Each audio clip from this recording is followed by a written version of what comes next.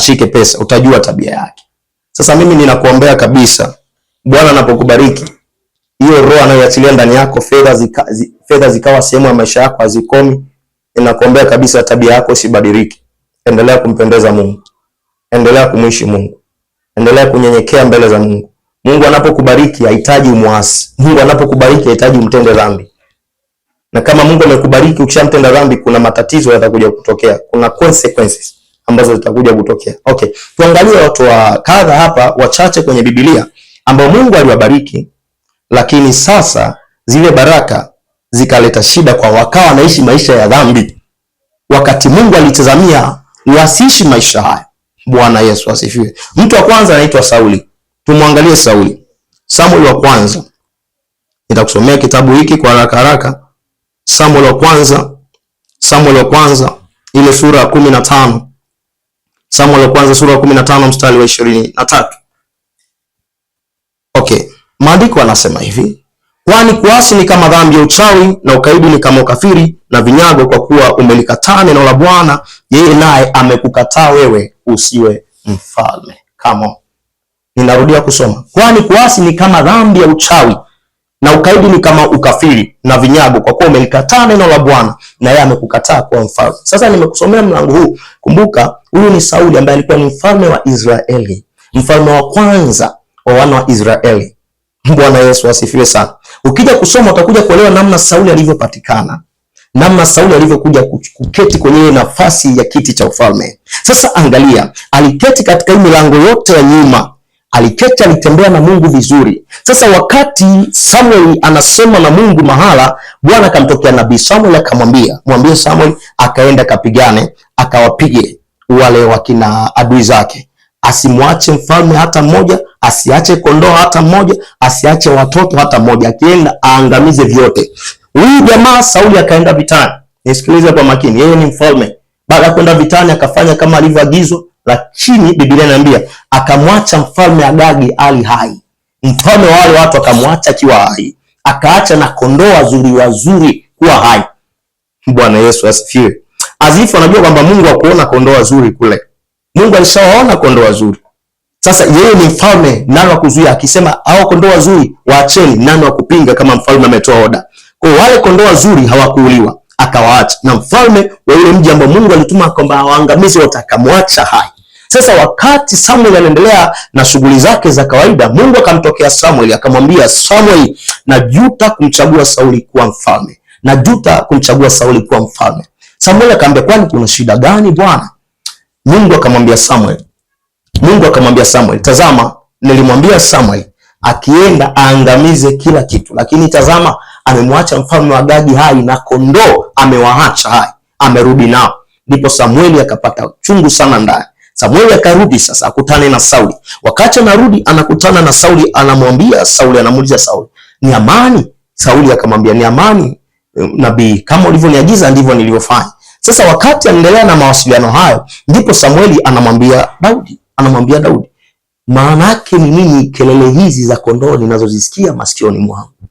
Ndipo Sauli anamwambia Samuel, tazama, niliacha kondoo wazuri kuja kumtolea Bwana Mungu wako sadaka.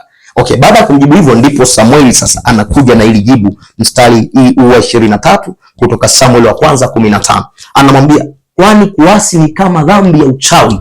Kama Mungu alikwambia fanya hivi na ukufanya, kama Mungu alikwambia tenda hivi na ukutenda, kuasi ni kama dhambi ya uchawi.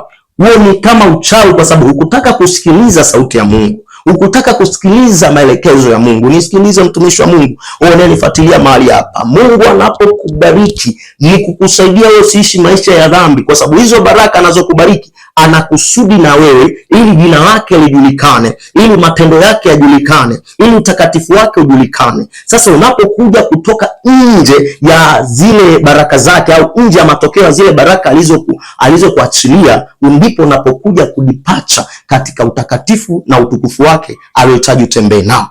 Bwana Yesu asifiwe. Hichi ndicho ambacho tunakuja kukiona kwa Sauli hapa. Mungu alimbariki, lakini angalia ina maisha aliyokuja kuishi.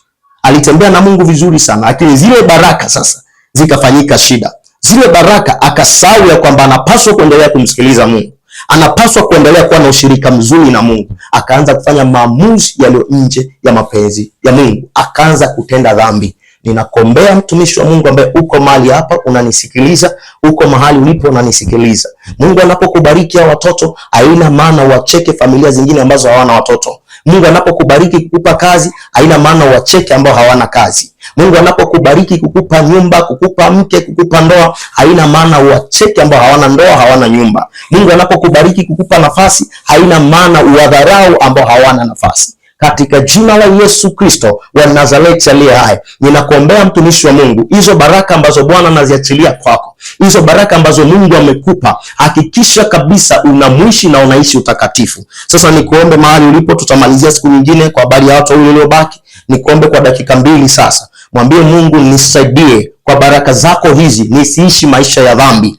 Sijajua, ninajua mwingine unanisikiliza hapa tayari baraka hizi ziko sehemu yako, zimekuwa sehemu ya maisha yako. Mwingine unanisikiliza mahali hapa tayari Mungu ameachilia baraka ya uzao. Mwambie hao watoto ambao Bwana amekupa akusaidie, hao watoto waweze kumuishi Mungu, hao watoto waishi maisha matakatifu, hao watoto waishi maisha ya kumpendeza Mungu. Hujazaa laana, hujazaa matatizo, hujazaa mizigo, umezaa watoto ambao ni baraka wametokana na Mungu. Haujazaa majambazi wewe. Katika jina la Yesu, unaweza ukabadilisha kwa maneno ya kinywa chako, na hao watoto wakapokea uwezo wa roho ya baraka ya kiungu ndani yao, ikawabadilisha.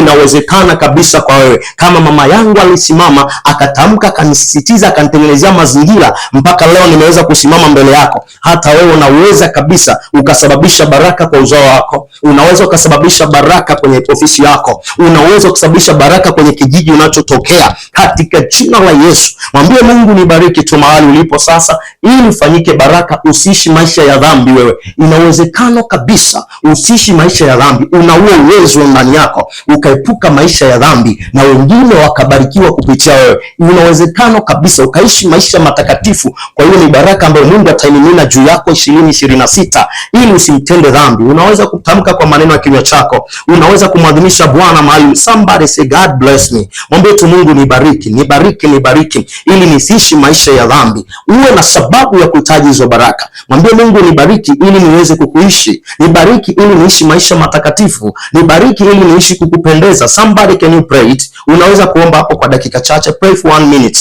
Yes, anakusikia, anakusikia, anakusikia. This is an altar of prayer. Hii ni madhabahu ya maombi. Hii ni madhabahu ya maombi. Pray it. Yes. Proclaim with your mouth. Endelea kutamka tu kwa dakika chache. Something happen in you.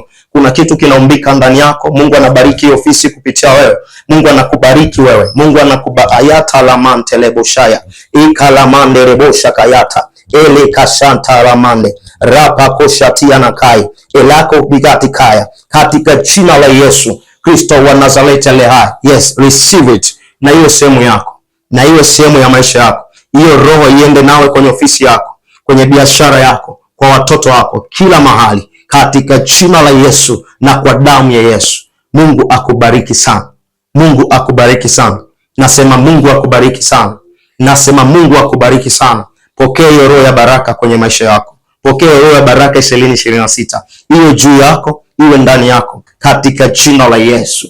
Baba, asante kwa kutubariki. Asante kwa kutusaidia. Asante Bwana kwa kujifunua kwenye eneo hili la eneo la baraka, ili watoto wako tuishi maisha ya kukupendeza. Ninakushukuru kwa kubadilisha maisha ya mama huyo. Ninakushukuru kwa kumtembelea kaka huyo. Ninakushukuru kwa kumtembelea dada huyo. Ninakushukuru kwa kumtembelea baba huyo. Asante kwa kumgusa kila mmoja ambaye Mungu ananifuatilia kutoka kwenye madhabahu. Ninakushukuru Bwana kwa kubadilisha maisha yake. Ninakushukuru kwa kuruhusu roho yako ipumue ndani yao. Asante Bwana kwa ajili yao, katika jina la Yesu. Mungu, nami ninaomba, weka wimbo mpya kwenye vinywa vyao. Wape shuhuda kutoka kwa hili somo, wape shuhuda kutoka kwenye madhabahu 2026. Bwana, mkono wako usiopunguka uwe nao, katika jina la Yesu Kristo wa Nazareti. Baba, ndivyo ninavyoomba sasa. Mwisho wa kipindi hichi ni mwanzo wa vipindi vingine. Baba, tusaidie kesho tunapokutana tena kutoka kwenye madhabahu hii. Bwana, tukutane kwa neema yako, tukutane kwa ulinzi wako, tukutane kwa uwezo wako ulio mkuu usiotupungukia. Tunajiweka chini ya mbawa zako Mungu. Utusaidie tuweze kukutana tena kesho mahali hapa, ili tuweze kushuhudia matendo makuu unayofanya kila kuitwapo leo kwenye maisha yetu. Kwa utukufu na heshima ya jina lako takatifu nimeomba na kukushukuru, katika jina la Yesu Kristo wa Nazareti aliye hai. Amen.